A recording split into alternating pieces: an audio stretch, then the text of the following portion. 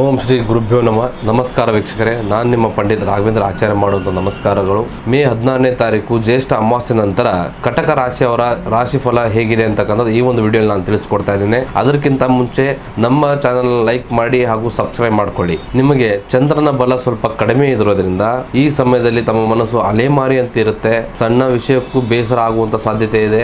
ಆದರೆ ಗುರುವಿನ ದೃಷ್ಟಿ ಇರುವುದರಿಂದ ಅಷ್ಟೇ ಮಾನಸಿಕ ಗೊಂದಲ ಇದ್ರೂ ಕೂಡ ಅಂತಿಮವಾಗಿ ತಮಗೆ ಒಳ್ಳೆಯದೇ ಆಗುತ್ತೆ. ಇನ್ನು ಆರ್ಥಿಕ ವಿಚಾರದಲ್ಲಿ ನೋಡುವಂಥದ್ದಾದ್ರೆ ಹಣದ ಅರಿವು ಸಾಧಾರಣವಾಗಿರುತ್ತೆ. ಆದರೆ ಕುಟುಂಬದವರ ಆರೋಗ್ಯಕ್ಕಾಗಿ ಸ್ವಲ್ಪ ಹಣ ಖರ್ಚಾಗ್ತದೆ. ಹಣದ ಉಳಿತಾಯ ಕಡೆಯೂ ಕೂಡ ಸ್ವಲ್ಪ ಗಮನವನ್ನು ನೀಡಿ.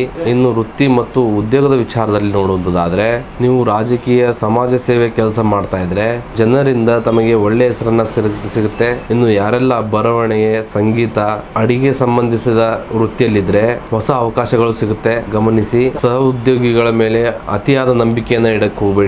ನಿಮ್ಮ ವೈಯಕ್ತಿಕ ಸಮಸ್ಯೆಗಳನ್ನ ಕೆಲಸದ ಜಾಗದಲ್ಲಿ ಹಂಚಿಕೊಳ್ಳಕ್ ಹೋಗಬೇಡಿ. ಇನ್ನು ವ್ಯವಹಾರದ ಬಗ್ಗೆ ನೋಡುವಂತದಾದ್ರೆ ಹೋಟೆಲ್, ಕ್ಯಾಟರಿಂಗ್, ಡೈರಿ ಫಾರ್ಮ್ ಹಾಗೂ ಪಾನೀಯಗಳ ವ್ಯವಹಾರ ಮಾಡುವಂತವರಿಗೆ ಈ ಒಂದು ಅಮಾವಾಸ್ಯೆ ನಂತರ ಒಳ್ಳೆಯ ಲಾಭ ಯೋಗ ಆಗ್ತದೆ.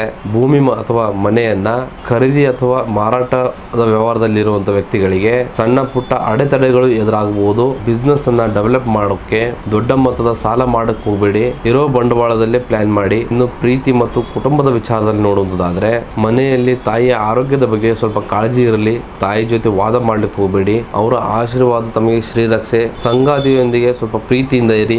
ಭಾವನಾತ್ಮಕವಾಗಿ ಅವರನ್ನ ಅರ್ಥ ಮಾಡಿಕೊಳ್ಳಲು ಪ್ರಯತ್ನವನ್ನು ಮಾಡಿ. ಇನ್ನು ಆರೋಗ್ಯದ ವಿಚಾರದಲ್ಲಿ ನೋಡುವುದಾದ್ರೆ ಶೀತ, ಕೆಮ್ಮು, ಹೃದಯ ಭಾಗದಲ್ಲಿ ಸ್ವಲ್ಪ ಅಸ್ವಸ್ಥತೆ ಕಾಣಿಸ್ಕೊಳ್ಳಬಹುದು. ಬಿಸಿ ನೀರು ಕುಡಿಯೋದು, ಸರಿಯಾದ ಸಮಯಕ್ಕೆ ಆಹಾರ ತೆಗೆದುಕೊಳ್ಳೋದು ಮರಿಬೇಡಿ. ಮಾನಸಿಕ ನೆಮ್ಮದಿಗೆ ರಾತ್ರಿ ಹೊತ್ತು ಸ್ವಲ್ಪ ಓಂಕಾರ ಪಠನೆಯನ್ನ ಮಾಡಿ. ನಂತರ ಅಮಾವಾಸ್ಯೆ ನಂತರ ಬಡವರಿಗೆ ಅನ್ನವನ್ನ ದಾನವನ್ನ ಮಾಡಿ. ಇನ್ನು ಸಾಧ್ಯವಾದರೆ ತಾವು ಧರ್ಮಸ್ಥಳದಲ್ಲಿರುವ ಮಂಜುನಾಥ ಸ್ವಾಮಿ ಅವರಿಗೆ ಭೇಟಿಯನ್ನು ನೀಡಿ ನಿಮ್ಮ ಸಂಕಷ್ಟಗಳನ್ನ ಆ ದೇವರ ಬಳಿ ಕೇಳಿ.